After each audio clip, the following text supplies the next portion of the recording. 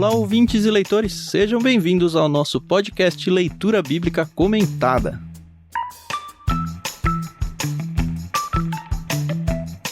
Eu sou o Thiago André Monteiro, @vulgutan, estou aqui com a Carol Simão, como de costume, e não como de costume, mas vai se tornar um costume, por que não? O Ricardinho, né? Um nome super imponente, né?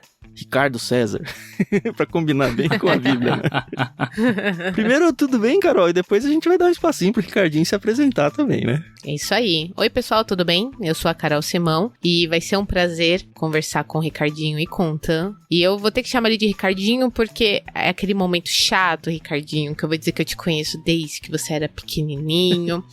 Já fui líder de acampamento dele, entendeu? Já fiz ele fazer flexão de braço na chuva. E olha que eu era uma das líderes boazinhas. Seja bem-vindo. Muito bem, Ricardinho. Se apresenta aí pra galera e explica como é que você chegou até aqui. Ai, gente.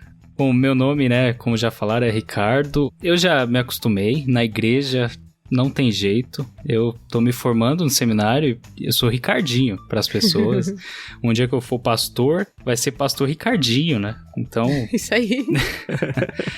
Fazer o quê? Já tô acostumado e vai ser assim, né? Mas é isso, é um prazer estar aqui com vocês. Privilégio muito grande. Comentei com a minha esposa, né? Ela ficou super feliz que teria essa oportunidade. E aí, claro, a oportunidade que o Senhor nos dá pra gente crescer junto, né? Amém. Sou formando agora, né, do Seminário Batista Logos, mesmo lugar que o Tan estudou. Formatura, inclusive, agora esse ano, no final do ano, né? E o pastor Thiago Moreira era professor seu, ainda? Agora não vai mais ser, né? Mas é professor lá. Sim, deu aula pra mim.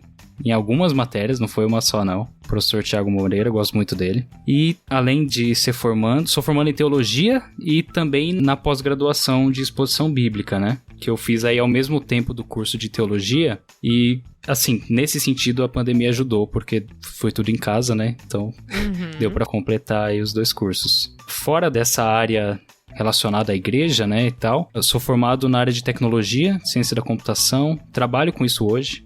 Trabalho com manutenção, desenvolvimento de websites, de linha geral. E é isso. Estamos aí sempre estudando, buscando crescer no conhecimento do Senhor. Estamos aqui para isso. Que legal. Que legal. Bom, o Thiago Moreira falou, olha, eu tenho alguns nomes para me substituir enquanto eu não volto e tal. E tem o Ricardinho aí, olha, foi meu aluno, mas puxa, como ele é um aluno sensacional e rasgou seda pra cima de você e tal. Inclusive falou que você teve um trabalho de TCC, eu acho, né? Num dos livros do Antigo Testamento, certo? Isso aí, Malaquias. Malaquias, que eu falei Miqueias outro dia, mas é quase... Foi. Mas aí a gente trouxe ele pra trabalhar com a gente o livro de Oséias inteiro, né? Não é Malaquias, mas estamos ali nos profetas menores. Daqui a pouco a gente vai explicar um pouquinho o que significa esse termo. Mas como você já sabe, a gente já gravou Gênesis. Depois a gente fez um salto para o Novo Testamento e gravou o Evangelho de Lucas. No meio disso a gente teve 3 episódios, na verdade, né, de Salmos, porque teve o prefácio também e 2 capítulos. Nas 2 semanas anteriores a gente teve também mais 2 capítulos de Salmos. Vocês já sabem, Salmos sempre vai aparecendo aos pouquinhos conforme a gente vai trocando de livros bíblicos. Só que agora a gente volta os nossos olhos para o Antigo Testamento. E em vez da gente partir para o Êxodo, que talvez até fosse o mais esperado, dado que a gente já trabalhou Gênesis, a gente fez um salto e vai entrar em Oséias, que muda até o estilo literário, né? A gente teve em Gênesis o estilo principalmente narrativo, né? A gente já viu que tem outros trechos, com outros formatos literários, mas basicamente um texto narrativo. E agora a gente vem para um texto profético no livro de Oséias, que é um dos 12 livros que abrem os profetas menores. E aí a gente falou, quem que a gente vai chamar? Vamos chamar alguém que manja do Antigo Testamento, né? Por que não? Por que não, pelo menos né? A gente tem a quem recorrer quando a gente for falar alguma bobagem, né? Isso aí. Ô Tan, mas se alguém perguntar por que Oséias, o que a gente responde? Porque a gente quis... Não, eu vou explicar mais ou menos Excelente. As bases, tá? A gente tem o projeto do Leitura Bíblica Comentada da Bíblia toda. Talvez a opção mais óbvia e muito longe de ser a mais inteligente fosse a gente pegar Gênesis, Êxodo, Levítico, Números, Deuteronômio e seguir na ordem. Problemas dessa abordagem. A gente ia demorar pra caramba pra chegar no Novo Testamento.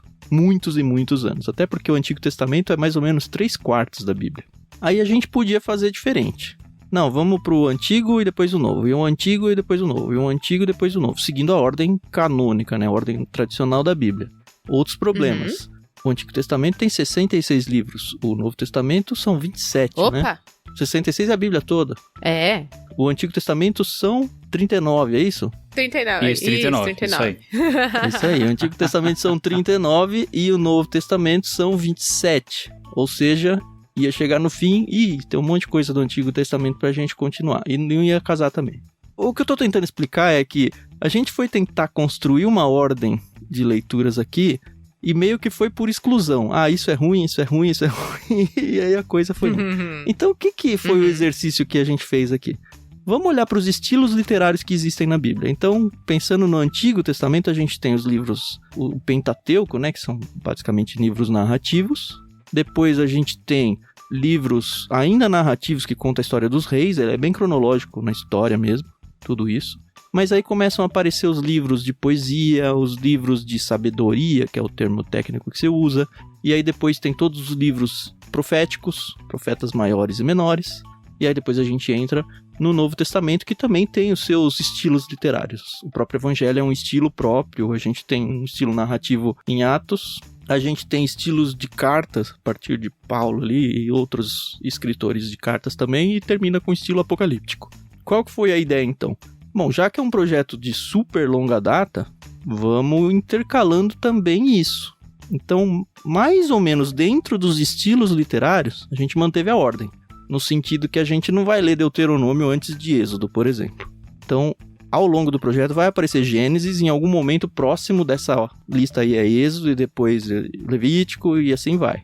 Nos evangelhos a gente deu uma roubada, na verdade, né? Porque a gente não começou com Mateus. Pois é. A gente veio pra Lucas. Mas por que a gente veio pra Lucas? Porque ele segue a história com Atos. Então a gente achou importante começar com Lucas para manter o mesmo autor quando a gente entrar em Atos. E aí depois de Atos mais pra frente, a gente vai ler um outro evangelho, e aí depois mais pra frente um outro evangelho. Então, olhando para o Antigo Testamento, a gente vai fazer um livro do Pentateuco, aí depois um livro da profecia, e aí depois um livro de sabedoria, e aí a gente vai fazendo essa dança. Aí volta para um livro narrativo, e volta para uma profecia, e vai andando desse jeito. A mesma coisa no Novo Testamento. Vamos começar com o Evangelho, depois a gente vai para uma carta, depois a gente vem para Atos, depois a gente vai para uma carta de novo, fazendo essa dança. E ao mesmo tempo intercalando o Antigo e Novo. Então ficou uma salada, mas uma salada bem organizadinha. E por isso estamos em Oséias, é isso. A gente poderia ir para Isaías, por exemplo. Só que o que aconteceu? Por que a gente não foi para Isaías? Porque a gente passou 50 capítulos em Gênesis. Isso deu bastante tempo. Bastante mesmo, né? Um ano praticamente. Um ano praticamente. Nossa. Aí depois teve um espaçozinho ali com 3 capítulos de Salmo. Fomos pra Lucas, que foi meio ano, um pouco mais de meio ano. 26, e aí se eu fosse pra Isaías tem 66 capítulos. Então, assim, ia demorar muito pra ficar mudando de livro. Eu falei, já que a gente vai pra profetas, vamos primeiro num profeta menor, pra dar um refresco. A gente acaba ele rapidinho, e aí depois a gente vai dançando. E vai ficar legal, tá? É uma explicação enorme, mas tá bonitinho.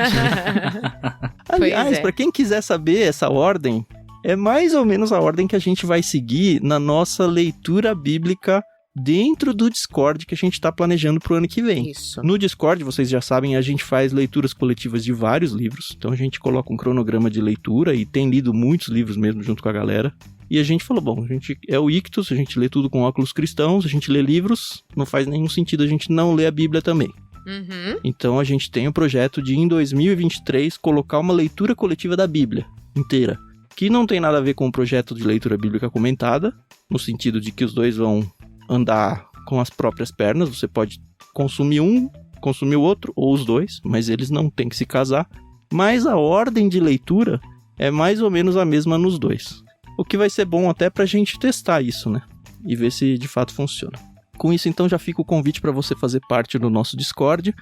Tem na descrição do programa aí, se você quer um link pronto, é bit.ly/leitura coletiva e é de graça. Então é só entrar e começar a ler outros livros com a gente e partir para a leitura da Bíblia também. Espero que você se empolgue de fazer isso com a gente. Por lá você tem a opção de ler junto com a gente e comentando com todo mundo. A galera vai comentando as leituras capítulo a capítulo e realmente é uma delícia. Eu tô bem empolgado para fazer isso com a Bíblia. Vamos ver como é que vai ser.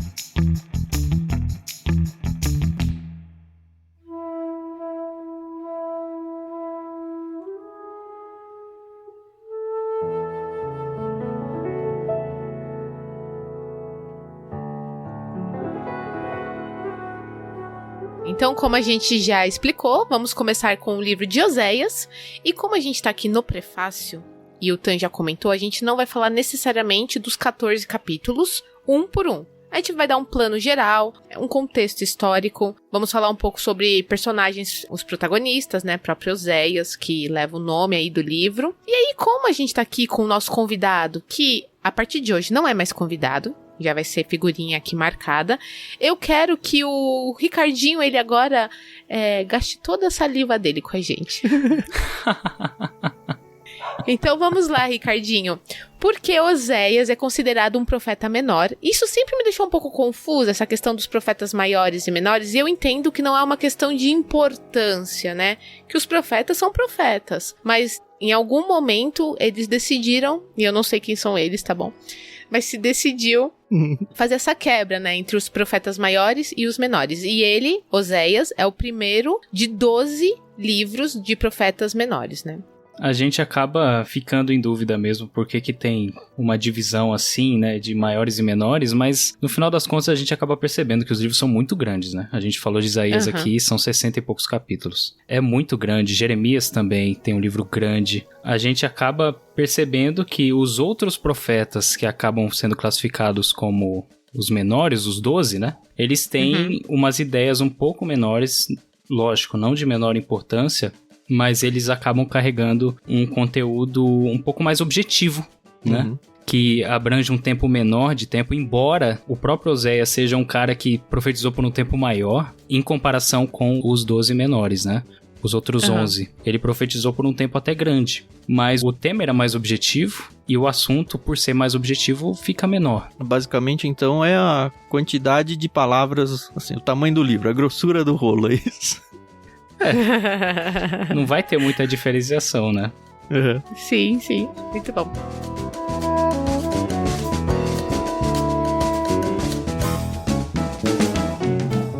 E a gente vê que ele viveu numa época, ele o profeta, tô me referindo, tá? Ele viveu numa época, assim, que ele viu muitos governos, né, de reis, e aí tinha aquela coisa de Judá e Israel, né, que era o reino do norte, né? Eu acho que vale um contexto histórico um pouco mais amplo aqui, Carol.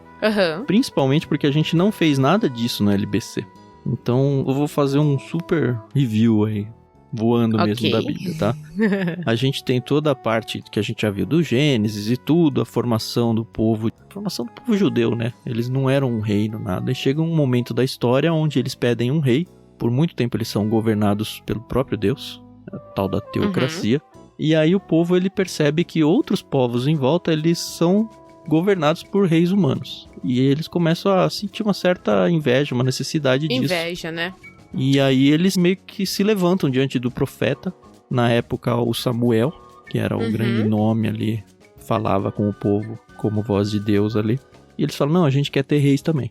O que, enfim, dá uma treta lá, Deus fica meio decepcionado com esse pedido, mas o fato é que Deus aceita isso. E aí ele fala, tá bom, vocês vão ter um rei, vocês vão ter todos os ônus e os bônus de ter um rei humano. Nisso surgem os 3 grandes reis, a primeira fase, do reino de Israel, que era um só a princípio. Então a gente tem lá Saul, depois Davi, depois Salomão. E aí, depois do reinado de Salomão, tem uma briga entre a parte norte do reino e a parte sul do reino, e eles se separam em 2 reinos. Então a gente tem o reino do norte que assume o nome de Israel. Antes era tudo Israel, mas ele assume o nome Israel porque ele ficou com 10 tribos. Eram 12 tribos, né? E a parte sul fica Judá, porque é uma das 2 tribos que fica. E aí então segue 2 reinos separados. Israel, e muitas vezes é usado, inclusive em Oséias, muitas vezes como Efraim, porque era a maior das tribos de Israel. Então, para o contexto do livro que a gente vai entrar, é meio que sinônimo Israel ou Efraim. E quando você fala Judá nesse contexto, você está pensando só nessas tribos de baixo. E aí, enfim, cada um tem a sua sequência de governantes. No caso do norte, que é Israel, todos os governantes, até eles serem conquistados pela Assíria, são governantes que são contrários a Deus, que decepcionam Deus. E no caso de Judá, tem alguns que Deus aprova e outros que Deus desaprova. No reino de Judá, no sul, ele vem certinho com a linhagem de Davi, nunca se rompe isso. No Reino do Norte, não. Tem aquele negócio de, mata o rei e aí alguém assume no lugar, a força, sabe? É muito Game of Thrones nesse sentido. Principalmente nos dias de Oséias, né? Ele Então. viveu isso daí. Aí a gente tem os profetas. Tem profetas, tanto os maiores quanto os menores, que eles são profetas do sul.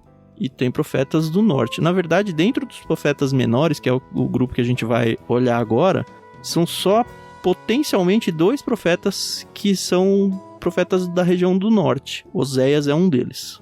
Eu falo potencialmente porque o outro, que acho que é Jonas, tem uma briga teológica se ele é de lá mesmo ou não, porque o livro mesmo ele não identifica muito.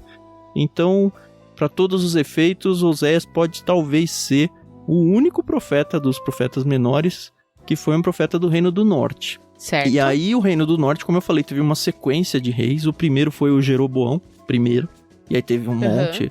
Tudo isso tá relatado no livro dos reis, tá? Um dia a gente vai chegar lá. Primeiro e segundo reis, primeiro e segundo crônicas vai falar só sobre a parte sul.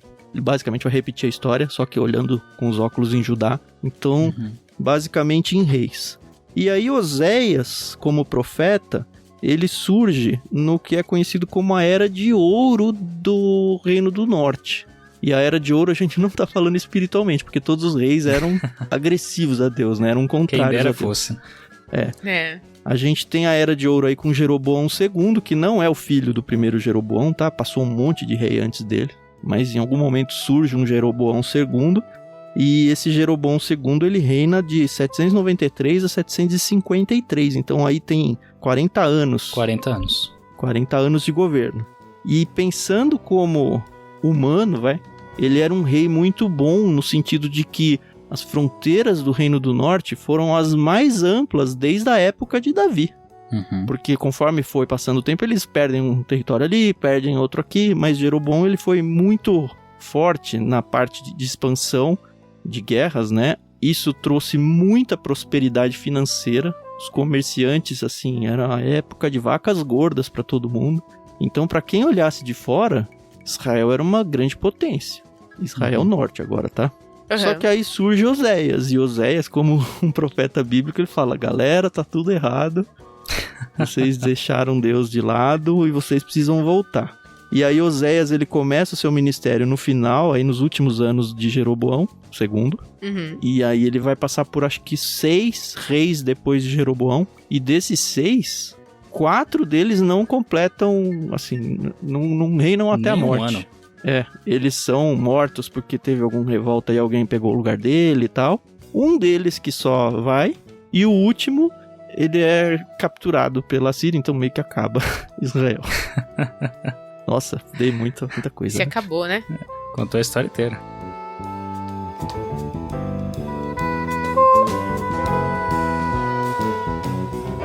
Antes da gente continuar, eu queria indicar aqui um livro que tá me ajudando bastante. Chama Como Ler a Bíblia, livro por livro, um guia confiável para ler e entender as escrituras sagradas. É do Gordon Fee e Douglas Stewart.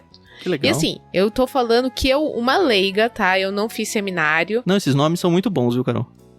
Verdade. Então, e assim, ele traz de todos os livros, e eu uso em todos os prefácios do LBC, eu uso esse livro, e é bem legal porque ele traz aqui dados de orientação, a visão geral do livro de Oséias, no caso, né, que é o que a gente tá estudando, o conselho específico pra gente ler, o que tava acontecendo, o contexto histórico, político, teológico, e é bem bacana, porque acaba dando um embasamento muito bom pra gente, e não fica só dependendo, sabe, tipo do Wikipédia e do Google.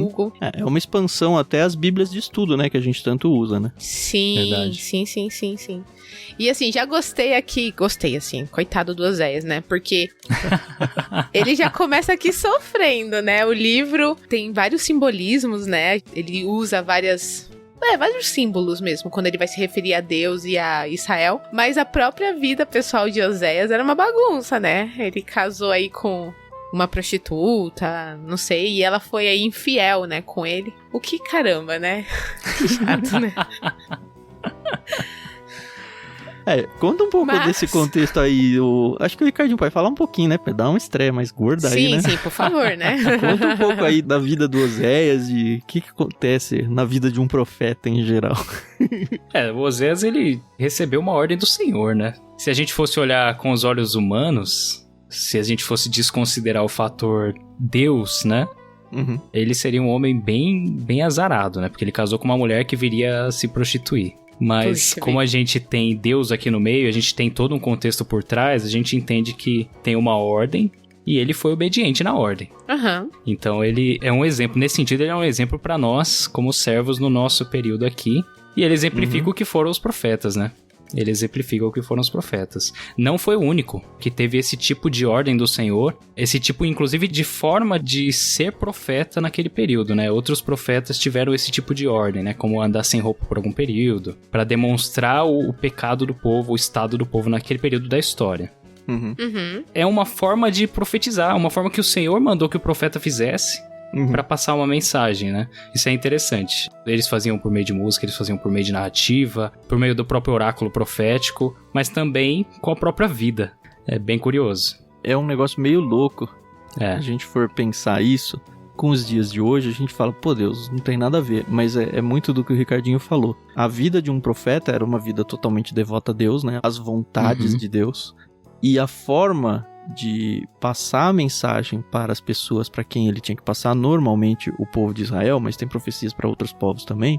A mais tradicional, assim, a mais comum, que é até mais aceitável para os nossos olhos de hoje, é ele ir lá e fazer uma pregação, sabe? E falar.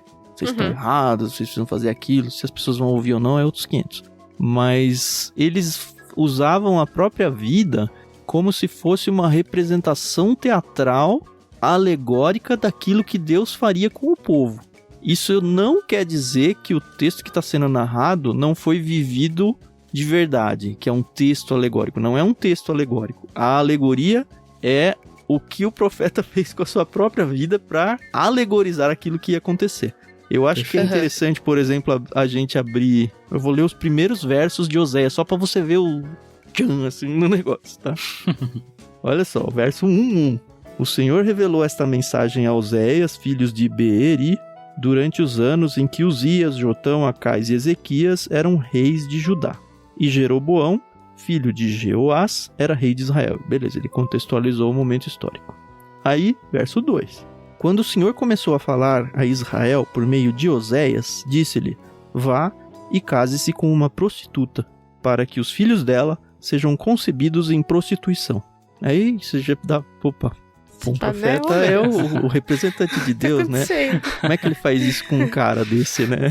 O povo que está se prostituindo. Mas aí ele explica, isso mostrará como Israel agiu como prostituta ao afastar-se do Senhor.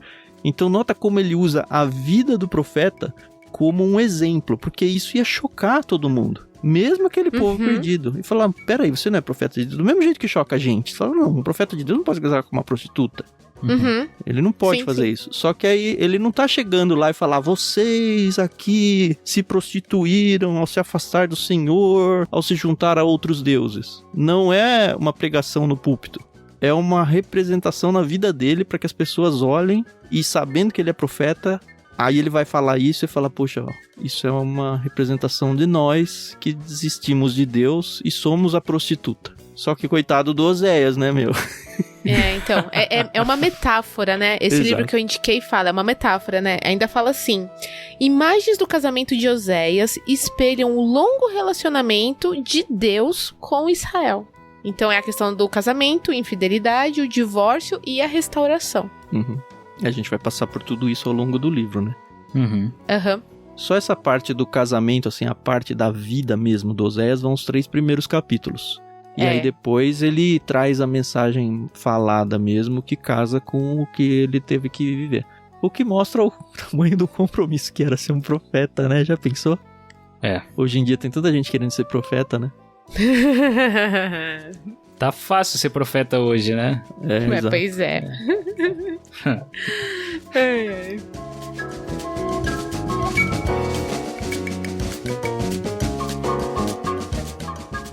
Bom, a gente pode dizer que a leitura de Oséias é uma leitura difícil? Eu falo isso porque, assim, gente, não sei vocês, tá bom? Todo mundo aqui já sabe que nos ouve, eu nasci num lar cristão, sempre frequentei escola bíblica dominical, os cultos de oração, mas, gente, Oséias não é um livro muito estudado não, viu? Não é. Inclusive, se Não é, cai né? em quiz, qual é o profeta que casou com uma prostituta? Quase ninguém sabe. E é uma pergunta Pois bem é. recorrente em quiz, viu? É verdade, verdade. Comum.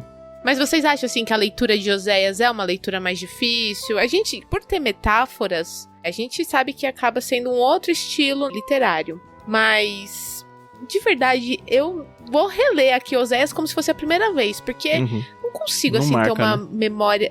uma Principalmente história os fresca do que menores, eu aconteceu. acho. Porque passa, eu nem lembro de onde que é e tal, né? Pois é, pois é. Eu acho muito legal o jeito que o Oséias desenvolve a mensagem dele, porque o casamento dele é uma metáfora, e se você for reparar o estilo mesmo, como a Carol falou, o estilo que ele escreve, tem muita metáfora. Muita Sim. metáfora. Mas não é uma metáfora difícil de entender o significado, né? É, exatamente. É sempre muito óbvia, ou pelo menos explicada. Exato. Muito bem explicada. É uma metáfora bem feita, né? Utiliza o que é comum do dia a dia para esclarecer uma questão que ele quer trazer, né? Ele fala, por exemplo, em algum momento, eu não vou lembrar o capítulo exatamente, mas ele fala, vocês têm que semear justiça, por exemplo. Vocês têm que semear justiça, semear dentro do coração de vocês. Para eles que estavam acostumados com o semear da semente literal.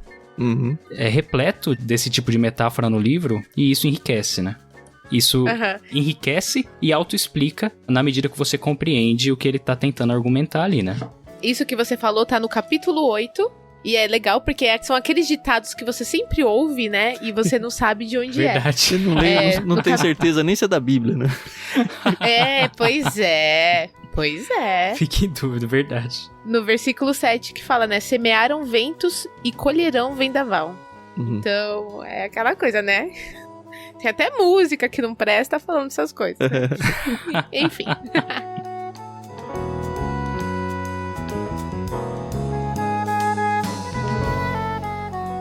Mas indo muito na pergunta da Carol, eu vou falar um pouco do que é a minha experiência com ler profetas.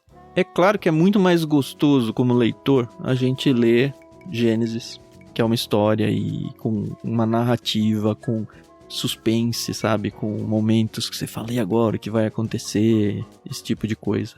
A mesma coisa dentro dos evangelhos, a experiência que a gente teve em Lucas, em Atos também, é super envolvente o texto, é angustiante, sabe? Porque a gente está acostumado com esse tipo de literatura de histórias em tudo que a gente lê, desde criança. Quando a gente vai ler profetas, é meio que um choque pra gente. Por quê? Porque o estilo literário não é esse. O estilo literário de qualquer profeta, dos maiores ou dos menores, ele é muito repetitivo, no sentido de que existe uma mensagem maior, assim, um objetivo maior do autor, e ele fica martelando aquilo 700 vezes ao longo do... Ele muda uma coisa, muda outra, ou o ouvinte dele num capítulo é um, no outro, mas a mensagem é sempre a mesma. Por quê? Porque o povo não ouve, porque o povo rejeita e mata os seus profetas, sabe? Jesus falou isso, a gente falou isso no Evangelho, sabe? O povo que mata os seus profetas. Que profetas? Esses. Então, assim, de início a gente tem que se acostumar e aceitar o desafio de, não, agora eu vou ler um livro de profecia. Certo. Talvez você, que nunca tenha prestado atenção, tenha na sua cabeça a ideia de que, uma profecia, ele vai falar algo do futuro de uma maneira muito obscura que eu não vou conseguir entender. Isso é muito a minoria. Tem sim muita coisa do futuro, mas de ser obscuro e não vou entender, quase nunca. Sempre é muito óbvio. Principalmente nesses menores, porque a profecia básica deles, óbvio que acaba tendo uma ou outra que é apocalíptica, messiânica e tal, mas a profecia básica deles é, olha, vocês vão ser levados cativos. Vai chegar a Síria e vai dominar vocês. No caso do sul, vai chegar a Babilônia e vai dominar vocês. Que é um registro que a gente tem na Bíblia. Então, a gente como leitor, muito diferente do público que estava recebendo esse texto originalmente, que para eles a conquista de outros povos ainda era algo futuro, e que eles não queriam acreditar de jeito nenhum, porque imagina que Deus vai fazer isso com a gente, que é o povo escolhido. Para nós não, para nós é tudo olhar para o passado. Então a gente consegue sim pegar as nuances da profecia e falar, olha como foi isso mesmo, fazendo o paralelo disso com o relato dos 2 livros em Reis. Então eu acho que a gente vai passar muito isso, vai ser muito natural ao longo de, acho que todos os livros de profecia, a gente ficar fazendo saltos para Reis e Crônicas o tempo todo. E acho que é importante, E talvez a gente tenha que cultivar no nosso coração um pouquinho de paciência com o texto, no sentido de que não vamos nos desanimar porque não tem um plot twist na história, porque não vai ter. Assim, o plot twist é a gente ficar com dó do Oséias, porque, poxa, casou com uma prostituta, pô, ela abandonou ele, agora Deus mandou ir buscar ela no meio da prostituição pra resgatar ela e pegar ela de novo, e aí isso vai revoltando a gente, sabe? O mais perto de um enredo é isso. Você teve um filho, você vai dar um nome maldito pro seu filho. E aí a gente fala, cara, se eu tivesse um filho aqui, sabe, eu vou dar um nome ruim pra ele. Não, porque é importante que ele tenha esse nome, porque o nome dele é uma profecia pro povo. Só que a gente se solidariza o tempo todo, Zé. Fala, pô, mano, eu vou chamar meu filho de desgraçado. É como se você falar, você vai ter um filho, chame ele de desgraçado, tá? Esse é o nome do seu filho, desgraçado. Nossa. Cara, mas ele é um profeta, ele tem que fazer isso. Então, isso vai aparecer como um enredo, mas é meio que o primeiro terço do livro, primeiro quarto do livro. E aí depois vai ficar muito mensagem de Oséias falando, povo, vocês estão se perdendo, povo, isso vai acontecer. E aí, conforme o livro vai passando, a gente vai ver que ele não tá falando isso numa única semana. Ele tá falando isso ao longo de muitos anos, porque como abriu o texto, ele falou lá de Jeroboão até o povo ser conquistado. Então foram 7 reis contando Jeroboão aí. Por mais que sejam reinados curtos, quantos anos da vida dele sempre falando a mesma coisa, sabe? Pro Ricardinho que tem aí pretensões pastorais, já vai se preparando, porque já conheço muitos pastores que falam, cara, tem 20 anos que eu falo a mesma coisa pra minha igreja, eles não entenderam ainda. Como assim, né? Eu ia só acrescentar que às vezes a gente tem dificuldade de ler os profetas também, porque a gente olha algumas coisas, algumas falas deles, né? E a gente não entende e às vezes não sabe aonde procurar. Então, por exemplo, eu me lembro demais, quando era mais jovem, eu lia alguns livros dos profetas menores, e aí eu tinha dificuldade de entender por que ele tá falando nesses termos. Por exemplo, o Oséias aqui, ele fala em alguns momentos, vocês são ricos e tal, vocês construíram fortalezas. E como assim construíram fortalezas? Em que momento que isso aconteceu? Você não entende, você não consegue associar o momento histórico do que ele tá falando, que isso aconteceu, e isso vai ficando num vácuo, né? Mas é muito preguiça nossa, né? É, verdade. A gente não faz a paralelo, né? Exato. Sim. Às vezes não faz a leitura dos reis, das crônicas, pra saber onde aquilo se encaixa. Acaba dificultando a leitura também. Nesse sentido, a orientação acaba sendo de extrema importância na leitura. Que é o que a gente vai trazer aqui no LBC. Exatamente. Espero pelo menos fazer isso e falar, a gente já falou, por exemplo, que o Jeroboão II reinou com a época de ouro aí. Então é de se esperar que eles tenham realmente isso que o Ricardinho falou, de grandes construções e tudo mais. Faz sentido. Mas a gente vai dar os nossos saltos para reis. E olha, é tão fácil fazer esse paralelo. A questão é que a gente normalmente está fazendo a leitura com um cronograma fechadinho. Não, preciso terminar esse livro daqui uma semana. E o que é? Ou só vou, ou eu vou ficar parando, vou me perder no cronograma e não vou fazer essa volta. Então o LBC tá aí pra te ajudar também. Isso aí. É interessante, né? Porque a gente estudou Salmos há algumas semanas. E um dos salmos que nós lemos era um salmo onde Davi tava ali, né, sofrendo e falando pra Deus, poxa Deus, tá acontecendo isso comigo. E aí, ver o contexto histórico que ele tava ali em briga com o próprio filho, né, o filho dele tava perseguindo ele, faz muito sentido. Então, acho que realmente é muito importante a gente ter esse plano de fundo, né, pra poder entender e compreender melhor aqui a história e todo esse cenário, né. Bem legal.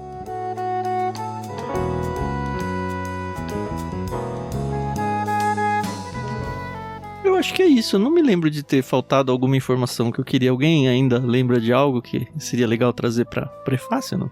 Eu não sei se vocês gostariam de discutir as questões de... Lógico, o Tan já trouxe aqui o panorama histórico todo, né? Né? Já falou sobre já tudo aqui. Estraguei tudo, né? Não, mas na verdade... O resumo é o que eu já estava pensando em trazer pra gente justamente entender por que o Oséias está atacando esse problema aqui. Se a gente for ver, no final das contas, Oséias ele tá atacando um problema de idolatria. Sim. O problema central que ele tá atacando é um problema de idolatria, que como o Tan já mencionou no início, lógico, começou com Salomão, quando o reino era unificado, mas depois os reis, principalmente do norte, os caras pioraram o negócio e dobraram, assim, e triplicaram o problema, né? Porque... Eles não estavam muito preocupados, né? Não estavam, né? Quando a gente olha, por exemplo, o exemplo do Jeroboão, o primeiro, Sim. ele já fez todos aqueles estragos, colocou lá os bezerros em Dan e Betel, para evitar que o povo fosse para Jerusalém para adorar. Que é onde estava o templo, né? É onde estava o templo, exatamente. Então ele coloca um negócio em Betel, que é caminho para Jerusalém. Mas é território Israel ainda, não é mais Judá. Ainda é território Israel. Isso, assim, pensando como governante, faz muito sentido, né? Porque, assim, o povo ainda tinha muito apego afetivo, e religiosamente falando, né? Ao templo. Só que o templo tá no meu inimigo agora, no território inimigo. Então Sim. eu tenho que dar um Exatamente. jeito de resolver isso. Eu vou fazer aqui o meu templo. Só que eles não tinham autorização de Deus pra fazer um negócio desse, aí que tá o problema. Exatamente. A estratégia dele foi, nesse sentido, se você pensar assim em estratégia, ele foi perfeito. Só que ele foi péssimo diante de Deus, né? Ele foi péssimo. Ele simplesmente anulou, ou tentou anular a adoração, que era a adoração normativa da lei. E aí lascou tudo. Tanto que ele virou o exemplo na narrativa dos reis, a gente vai percebendo, esse daqui fez como Jeroboão. Aí ele virou o exemplo de como não reinar pro autor dos reis, né? E aí isso vai seguindo, de tal forma que, caramba, Acabe vai lá em casa com Jezabel, vem Baal. Aí traz a adoração a Baal pro reino de Israel. Isso continua. Quando chega no Jeroboão II, a gente até às vezes faz algumas associações, né? Poxa, o Jeroboão, o reino enriqueceu e tal, poxa, será que isso não era bênção do Senhor? É muito mais misericórdia, né? Porque a própria narrativa dos reis diz que ele não foi fiel. Ele manteve a adoração aos deuses de fora, estrangeiros. Manteve o que o Jeroboão fez no início. No final das contas, a gente vê que o pano de fundo da idolatria que Oséias vai atacar, no período de Jeroboão, já é muito antigo. E enraizado no coração daquelas pessoas. Sim. Na verdade, ele é mais antigo ainda do que a própria divisão dos reinos. Eu tenho um outro livro que eu gosto bastante de consultar, já que a Carol indicou um, eu vou indicar um outro. Ele se chama Panorama do Antigo Testamento. É do Andrew E. Hill e J.H. Walton, da editora Vida. Nem sei se está sendo editado ainda, eu tenho ele há muitos anos. E ele levanta muito disso que o Ricardinho falou. Eu vou ler esse trechinho aqui, são 3 parágrafos, tá? Mas vocês vão entender muito desse conceito de, cara, como é que eles se perderam tanto na questão de Deus. Ele está falando sobre o baalismo, que é essa adoração a Baal. A controvérsia entre Deus e Israel se baseava nas ideologias religiosas opostas do baalismo cananeu e o javismo hebraico. De acordo com as estipulações da aliança de Israel com Javé, a nação estava obrigada por juramento a adorar somente a ele. Isso aí a gente vê lá em Êxodo, vê em Deuteronômio, que enfim. A questão é que eles eram o único povo da época monoteísta. Todos os outros eram politeístas. Perfeito. E aí o autor aqui segue. O monoteísmo rígido foi ameaçado pelo sincretismo religioso resultante das concessões e da coexistência dos hebreus com os povos de Canaã após a conquista incompleta da Palestina por Josué. Se a gente for lá para Josué e Juízes, a gente vai ter Deus falando, olha, eu não vou limpar a terra toda, porque senão as bestas e os animais vão dominar, mas é responsabilidade de vocês conquistar a terra prometida e acabar com os inimigos. Porque se vocês não acabarem, eles vão acabar se miscigenando com vocês e vocês vão acabar cultuando os deuses deles. Que foi o que aconteceu. Então já começa tudo torto aí, né? O autor segue. Inevitavelmente, a coexistência dos hebreus e cananeus levou ao casamento com eles. E, finalmente, a adoração de seus deuses. O deus Baal, que aparece tantas vezes, né, na Bíblia, a gente acha que Baal é o grande rival de Deus muitas vezes, mas não é exatamente isso, olha só. O deus Baal era apenas um no panteão adorado pelos cananeus. Ele até coloca uma tabela aqui, uma figura. Deve ter, sei lá, uns 20 deuses aqui, com as linhas genealógicas dos deuses, sabe? Que era o panteão de deuses cananeus, né? Então o deus Baal era apenas um no panteão adorado pelos cananeus. Filho de El e Aserá, ele era o deus da chuva e da tempestade, cujo principal interesse era a fertilidade agrícola e a reprodução sexual dos animais e da humanidade. Mot, o deus da esterilidade e morte, era seu eterno rival. De acordo com a mitologia cananeia, as estações de chuva e abundância, seca e fome, eram consequências do conflito perpétuo entre Baal e Mote. Lembra que a gente tá aqui na Palestina, que tem toda essa questão de clima, assim, seca e arrebenta tudo. Verdade. O autor segue, ó. Para ajudar Baal nessa luta, a adoração cananeia ao deus da tempestade incluía sacrifícios humanos e prostituição ritual.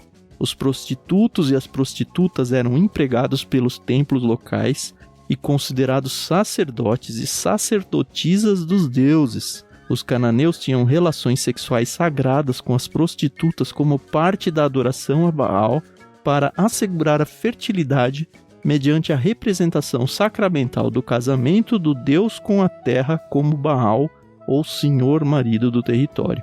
E aí o autor vai explicando, mas a prostituta que Oséias casa é uma prostituta cultual, não é uma prostituta parecida com as prostitutas na nossa época. Então, constrói um paralelo muito grande com essa adoração aos deuses, que era o que o povo estava fazendo. Por isso que agride desse jeito o povo de Israel. Bom, é ruim do mesmo jeito, né? É péssimo, né?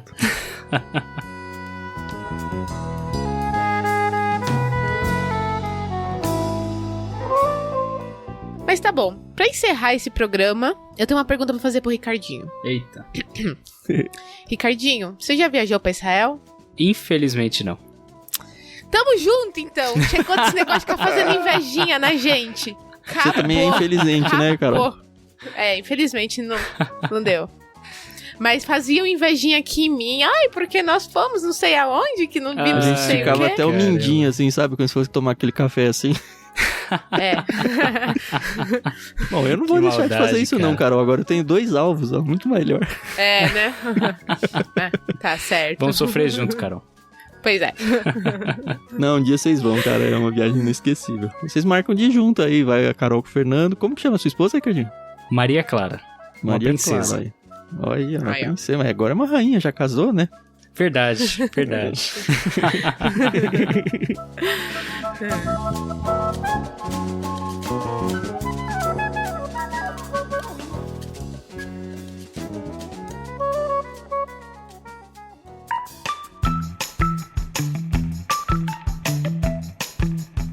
Muito bem. Eu acho que para um prefácio a gente tá bem avançado. Espero que vocês tenham com vontade de ler Oséias junto com a gente. Não vai ser um livro muito longo, mas a gente deve passar aí alguns meses. Uns 2 ou 3 meses, acredito. São quantos capítulos? 14, né? 14 capítulos. Isso. Então, 4 por mês, 4, 8, 12, 3 meses e pouquinho a gente mata aí Oséias. Começando então no capítulo 1, semana que vem. Não são capítulos longos, normalmente são capítulos bem curtos, tá? Muito diferente do que foi o livro de Lucas, mas também não são muito narrativos, então a gente vai ter muita oportunidade para parar e entender o que era o contexto histórico, o contexto dos leitores originais, e principalmente, né, que eu acho que é o principal da nossa leitura bíblica de hoje, é a gente aplicar isso para as nossas vidas, porque mesmo sendo uma mensagem para um povo específico do Antigo Testamento, hoje a gente não tem prostitutas cultuais, pelo menos dentro do nosso contexto brasileiro aqui, mas, para usar só um exemplo, o sincretismo religioso come solto no Brasil. E eu não vejo por que Deus estaria menos triste com nós do que estava triste com o povo de Israel. Pois é. É verdade. Semana que vem a gente volta com o Ricardinho, que vai seguir com a gente. Estaremos aí. Compartilha com a galera, né? Não esqueça que a gente tem o nosso Discord para você ler a Bíblia com a gente, ler outros livros com a gente. A gente tem o nosso grupo no Telegram para você participar também e conversar sobre os episódios. Para fazer parte também é de graça. É só acessar t.me/leitura bíblica comentada. A gente tem o nosso clube literário de assinaturas, então você recebe kits literários dentro da sua casa todo mês. A gente tem kits infantis e adultos. Conheça mais em ictus.com.br. E a gente tem o nosso programa de apoiadores no Catarse. Isso é muito importante, tá, galera? Como vocês têm certeza, né? Não vou nem dizer como vocês imaginam, mas como vocês podem ter certeza, produzir esse negócio é um negócio bem custoso, tanto de estudo como financeiramente também. E a gente abençoa vocês dando esse conteúdo gratuitamente. Mas a gente gostaria muito que você considerasse abençoar a gente de volta, se comprometendo com apoios mensais no Catarse. Conheça todo o nosso projeto, tudo que a gente faz, acessando catarse.me/ictus. Catarse se escreve com um S só, tá? CATARSE. Isso aí. Isso. Bom, tem link na descrição aí. considere com carinho assumir a gente como um projeto missionário, porque é isso que a gente é, né? Projeto missionário, a gente não tá ligado em nenhuma igreja, não tem nenhuma igreja por trás bancando o projeto. Quem tá bancando esse projeto é a vontade de Deus e o apoio de vocês, seja através das orações, seja através das finanças de vocês, tá bom? Considerem mesmo com carinho. E boas-vindas, Ricardinho. Aos pouquinhos você vai se soltando mais, falando mais, rindo mais, porque também é uma característica da nossa conversa aqui, e também conhecendo os nossos seguidores aí nas redes, no Discord. Fique à vontade para interagir com todo mundo em todas as redes. Você quer finalmente deixar alguma rede social sua para que as pessoas possam te encontrar, te seguir? Posso. Na verdade, eu sou pouco ativo nas redes sociais, mas o meu Instagram é RicardoCésar99, tudo junto, tudo minúsculo, bem facinho. César com S. E só. O resto eu não tenho. Tá certo. O resto você gasta lendo a Bíblia, tá certo. Amém. Bom estudante das Escrituras. Até semana que vem, então, galera, e tchau, tchau. Isso aí, pessoal. Muito obrigada. A gente se ouve aí no próximo episódio. Até mais. Valeu, pessoal. Obrigado. Até a próxima.